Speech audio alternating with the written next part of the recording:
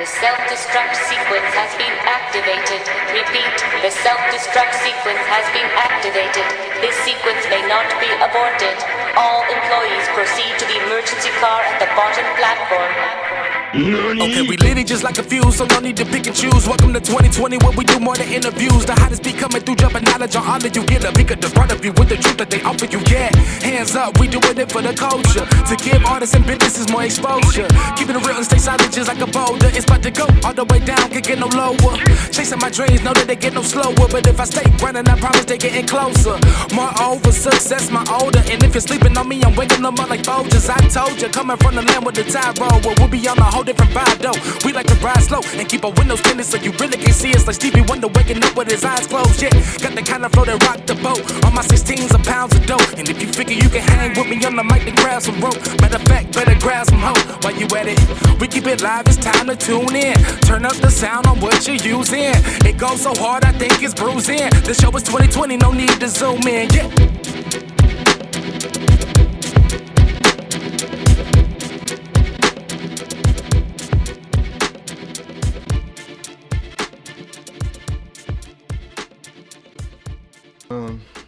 I'm not gonna jump into the interview directly. I just shoot the shit with you, and then I just out of nowhere start doing the interview. Cool. I can tell, cause you look nervous as shit. You look nervous as shit. Even with this the my alcohol. first one, so. Well, you doing good already. You made it. You know, so when we knock this out, you can be like, well, shit, I did an interview before. I know what to do. You know what I'm saying? Yeah. And then when you look back at it, you can be like, well, damn, I ain't like what I did there. And now you can, you know what I'm saying? Adjust later. And we Makes could do sense. another one if you want to in the future. But what you did today? Went to church. Oh, all right. That's it. What Jesus talking about? Confirmation 2020. That's the message. I feel like every pastor's using the same message for now because it's January. Yeah. No disrespect. I just feel like all of them got like a Facebook group and just like, look, I don't know what y'all preaching, but This what we I'm finna finna do take it tomorrow. easy this month. Right. Do you think they've like ripped off, like, you know how rappers can bite lyrics? You think they ever like ripped off a sermon before? A few. Like biting a nigga's sermon? You think you ever approach a nigga and be like, man, you bit my sermon? Like church beef? Is that a real thing? Yes. I don't know, man. I'm asking. Definitely, it is. Hello? That's what I don't know. somebody understands. But I feel like your message could be a little different, or how you present it could be a little different. Because let's say my sermon used these verses, and then I turn around, I go to another church, and you use the same two verses the week after. Mm-hmm. You know what I'm saying? So can the That sounds preacher, familiar. right, be like, first off, giving honor to God who's the head of my life, but fuck you, and nah, I'm pretty sure ain't no preacher gonna say fuck you, but Look, there's a few out there now. You right. I digress. It probably is a pastor. You know what? I have heard pastors cuss before. Who's Pastor Wilson? Is that light skinned nigga? Yum eat 'em up. Oh, that nigga. Pastor Cunnilingus. All right. What? Slurping turk. The preacher who was eating cuckoo on camera. Him. Mm-hmm. Oh, okay. Right. That's funny. That video was lit though. Is it on Pornhub? He need to be on Pornhub. More than likely it is by now. It should be. I saw it on Twitter. I was like, I heard his congregation increased though. Real nigga shit. I heard the ladies came running. Nasty asses. Just coming to church to get head. That would be dope though. If there's a brothel. Well shit, let's just get, if there was a brothel next to a church, you know what I'm saying, you could do what you do and just go and get your forgiveness and go and go back home. Let me stop before I go to hell, because that's a bit much. But anyway, my God.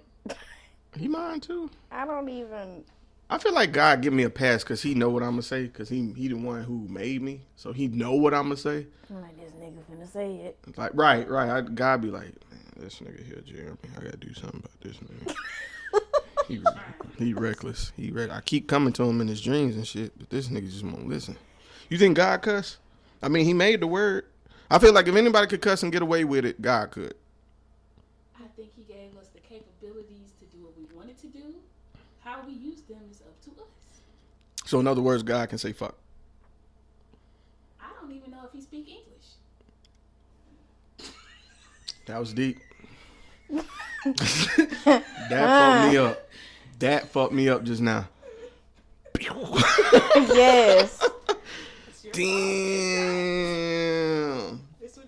That's crazy. So that means like niggas who pray in like Italy, they pray in like Italian and shit, and God understand. That's fucked up. Well, he know every language, so. That's crazy. So what is his native language? Like sound, period? Just like noise? Just. You will not make God an African. No, you won't. That was They like. said we originated, so Oh, that was like. if we were originated and created in his image, that would i.e. that. Do you see why I hang with this nigga? She validates the bullshit I be on. That makes sense. You know, it is the homeland. Damn. That Ain't no sounds telling like how what you just said. That probably like a full length sentence right there. look God like hell yeah. That's what I said. Look what I did. These niggas said, I want all of y'all to repent when y'all go home separately. For gonna real. have to. Before some shit happen. For real. Because I do not want to be responsible. Somebody be like, yeah, my car blew up, man. I'm like, ugh. Yeah, we probably shouldn't win this hard on that segment we did. All right. Okay, I'm trying to measure our levels on the low while y'all talk. So I think I'm at a good level, but Erin don't talk that much. Well, Get me going first. You do me going when first. you drinking. You do. You open up when you drinking. Yeah, that's about it. Yeah. That's me. She's the person of a few words, but says a lot in them few words, and is very blunt, very blunt, very blunt, and it's funny. The funny blunt. It ain't the mean. People say it's mean. I was about to say it and I'm depends like, on I'm which just end blunt. you on. It depends on which end you on. I feel like it's perception. It's true. It's perception. You can't be a pussy and be around you. That's what it Yes. is. Because you'll bring that sense of security crashing down. You will. I've broken I plenty seen- of hearts. Yeah, I about to say I've seen you break niggas' feelings in the sentence. Real shit. Ooh, that's me. I'm proud. Live your truth, man. I ain't gonna stop you. Proud. Right. For real. All right. Well, with that being said, thank you for tuning in to another episode of A Business Minute. I'm your illustrious host, Sirr. I appreciate you tuning in. And today, I got my family in the building. I got Erin Johnson That's me. of BossE Esquisites. That is I. So, Erin, how you doing today? I'm fine. Well, before we get started, I just want to say thank you for coming out here and doing this interview for me. I've seen what you've been doing on the Instagram, the IG. You know, I've known you all your life, technically. So, but no, knowing someone their whole life and then seeing the business side of somebody is totally different. Because you see a different aspect of that person I've never seen. I've never seen you handle business like I did last time we talked about what you want to do, which is really why I wanted to get you here to kind of talk with you about your brand. So before we go any further, what is BossE Exquisites about? BossE Exquisites. It was originally Erin's Exquisites, but someone patented that. Oh man. So I was like, you know what? I forgot what I was reading. I was reading something and I was like, okay, it could be BossE Exquisites. And I said BossE Exquisites. Then Bossy came in my head, so Shout that out was to Khalees. it. Right. I was like, I like it. I'm feeling it. So basically it's for, you know, us big girls. We don't never have nothing sexy to wear. So I was like, you know what? Let me make a boutique. Everybody has a boutique. Everybody's like, oh, well, we accommodate. They literally say we accommodate big girls. It shouldn't be like that. it should be the same thing someone small wears, a big girl can wear too. You don't have to accommodate anybody. That's real. So that's why I came up with it. I'm a minimalist, if you will, but I have expensive taste. Okay. So I want my merchandise to reflect me. So the jewelry, the accessories, the men's fashion, everything, the lingerie, everything, that's how I see fashion. So I want to set a trend. Okay. All right. And I appreciate you saying that. That did bring me to the mindset of you shouldn't have to accommodate anyone, because it makes it feels like you're making an exception for. So instead of making you the exclusive we, make it an inclusive we. That's dope. That's a great mindset going forward. And you're living the brand that you want. But you said you have expensive taste, but you want to make it accessible and make it normalized for everybody else. Right. So that's dope. That's like giving you in your boutique, essentially. All right. So how long have you been kind of rolling this idea around and doing BossE Exquisites? Well, this is New Year's made 2 years of me being an entrepreneur. So this idea has been in my mind for at least 5 years. Wow. Going to a HBCU, Alabama A&M. Whoop. Pulled up. I just watch everybody's fashion. I try and look at everyone's sense of taste. And I think my, ground taste, if you will be fashions from up north. They're different. Like, you look at it, country folk like, what do you have on? But if you have that you're like, okay, I see where it's going. Let me put my taste to it. Okay. And let me kind of remix it. Okay. So it's been a while. I said, let me just go ahead and start. So my baby is 5 months today. Okay. All right. Cool. Right. No, I find that funny because in college, that's when I came up with the idea of a podcast, actually. But I didn't realize it until I moved back down here. That's when I really started getting it going, because it's something about seeing someone else be successful with their ideas that makes you say, well, damn, why can't I do it? I got an idea. The only difference between them and me is that they did it. You know what I'm saying? They made it happen. So I think that's important for surrounding yourself with people that are trying. They may not succeed, but the fact that they took the step can inspire you to do so. And also with fashion, I took exception to it that you said, you notice the trends up north. And that tends to be more true. We are influenced more about fashion from up north, and we kind of catch on a little bit later down here. And that's no disrespect to places like Atlanta and Houston. And I know down south there are some great fashion designers and great talent here. In fact, there's one here in Mobile named Jazuri McGinnis. Beast of a dressmaker. I've seen him do countless shows with outfits that he's made from scratch. And he's just here in the city just doing his thing. So there's always an exception to the rule, but we are shaped by that fashion mecca that's really coming from up north, especially where we come from, because in Huntsville, it's kind of like a collision of different styles. You got some people from New York, St. Louis, Chicago, Atlanta, California. It's like a different mesh of styles, so you'll see different fashion styles exist, and you'll incorporate that into your own. All right. So, all right. So going back a little bit, you talked about having this idea for 5 years that you wanted to be an entrepreneur. How did you go about taking that first step? What really made you say, you know what, no more planning, I'm about to execute? Being at a round table with like-minded people who all want to succeed, because you can't sit with broke people. You're going to stay broke. I'm sipping my cup. You gotta sit with winners so you can succeed. I was working at a Italian restaurant, and being a psychology major, everyone, naturally will come to you saying, hey, can I talk to you? Naturally, you're going to say, yeah, what's up? Talking to just about every coworker that I had at that Italian restaurant, even customers, they all had the same thing. And what really told me, just like a wake up call, I guess, was this. I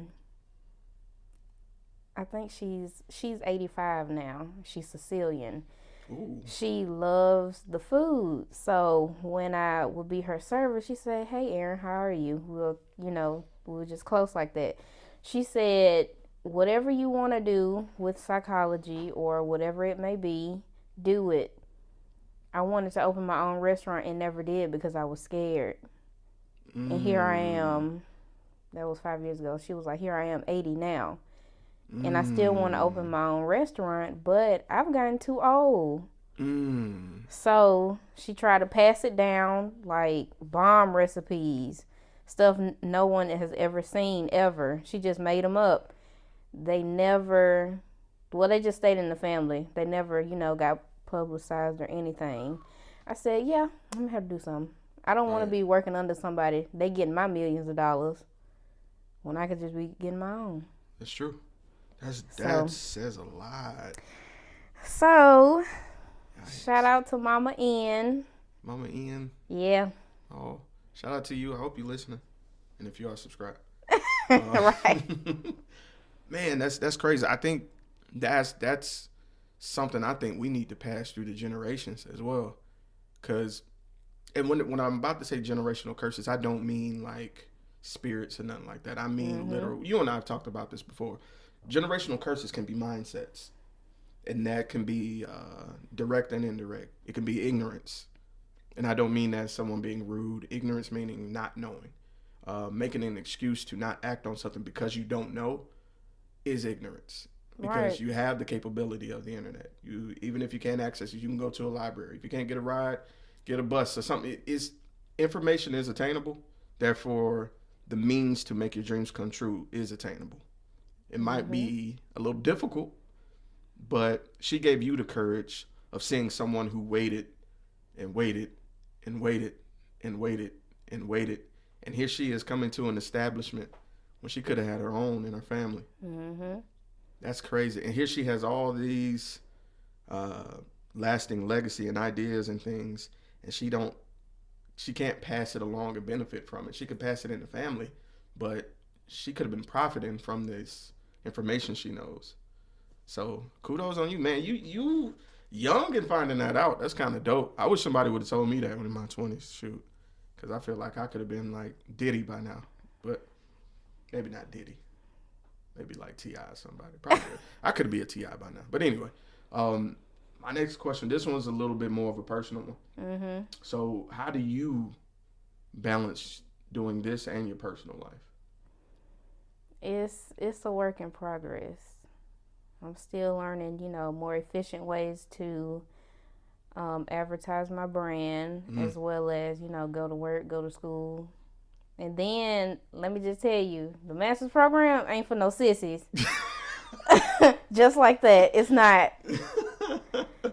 So that takes up a lot of my time. But being around, children, working in the school system and things like that, you just got to make time. Like, my baby's only 5 months. So I have a long way to go, but at least I know as much as I do now. Right. Versus my baby being 5 years and I'm just finding out essentials about how to run a business. So, again, surrounding yourself with winners, you're going to get up there. Maybe not quicker like they did, but you can retain a lot more. So, I just make about 10,000 alarms and just go by it. Them alarms come in handy. Day of life. Without Google Calendars, I'd be nobody right now. I wouldn't, man. Preach. The light went off. Oh. Someone called. God damn it. When did it go off? Just now. Yeah, we're back. All right. Yeah, that's the one thing I can't stand when I get a phone call. It is what it is. But luckily it stopped when you stopped talking, so I can fix that. I'm a beast at that, isn't it? Cool. So this next one is a little bit more kind of a long-term question. I used to ask people where would they like to be in 1, 3, and 10 years, but we're just going to skip that. Let's just see what's your plan for the next year. It's new year, 2020, short-term goal. What do you plan to have done by this year? By the time my birthday comes back around at that literal end of this year, I will be very close to my master's. Okay. So that's one big thing. With my boutique, I'm confident that I'll have all of my connects and networking together by then. And just making a little more as I go. Connections is a lot in itself. It is the currency. Yes. It is. Dollars are just physical manifestations of it, but your networking is your money. Absolutely. Because if you don't network properly or you network with the wrong people, then the money's not going to come. It's going to come when it's time for it to come. But you need your network first in order to do anything. How you going to make money and don't nobody know who you are? Yeah. Not even make money. If you want to influence someone's life, how you going to reach out to people when nobody know you? Fact. So that's my philosophy. No, that's right. And you know what's interesting about that? You've known me my whole life. I'm really an introvert. I'm to myself. I don't die Team like that. Intros. Right. This thing has really made me come out of that because I have to. Because I used to be in a room and people would say, "Is there any business owners in the house?" And I'd be quiet, and then I have to be like, "Oh yeah, that's me." Like, how am I going to want people to know who I am if I don't announce myself when I enter the room? So yeah, that is something important to you introverts out there that are feeling nervous about your brand. If you don't care about it and love it like it's your own child, you're not going to make it. You're not going to prioritize it, right? Hence me saying my baby. Yeah.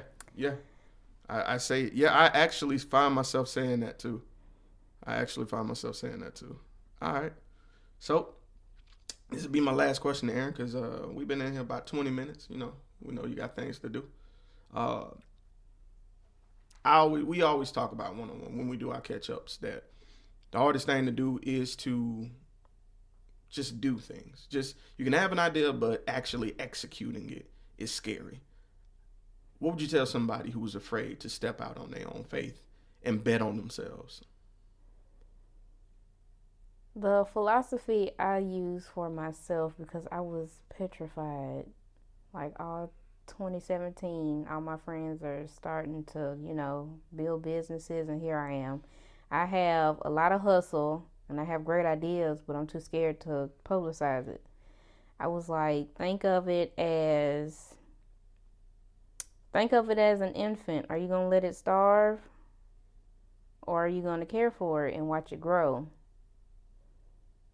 So I would say to people who have life-changing and world-changing ideas, I would say you're going to have to step out on faith. You're going to have to take that leap of faith. Because all the worldly thoughts that we think, like, what if this happens? What if someone cheats me out of my money? Just the what ifs. Any worldly thought you have, you're gonna have to deal with that, but you're gonna have to step out on faith. And if you're not religious, at least try it out anyway. Right. You don't want to be like Mama Ian. Yeah. Fact. Be almost 100 and like, yeah, well, I had ideas, I still do, but what I'm gonna do now? I'm too old to do anything.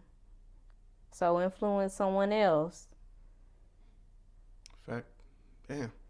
All right, Erin. Well, let me ask you this. If anybody wants to get in contact with you, whether it be about BossE or whether it be just about, who knows, might want to talk to you about, getting your master's, because I get a lot of that feedback, too, when people hear that people are going back to school to continue their education. What's the best way to reach you as far as social media? As far as social media, my personal page is Roses Magnolias _47, RM47. Or you can email me at johnsonerin34@gmail.com. Cool. If you're watching, I probably made those her contact information appear on screen next to her. If you're listening on the audio, look in the description box. You'll find the information there as well. Erin, again, thank you for doing this, cuz you didn't have to do this, but you did anyway. So I owe you a drink or something. Yes. Wow. I'm just playing. All right. Well, again, this has been your boy, Sirr. This has been a Business Minute. BossE Exquisites. Go check her out. She got some great stuff, man. Plus size women. This is your chance. She got you covered. Again, this is Sirr, and we out. Peace.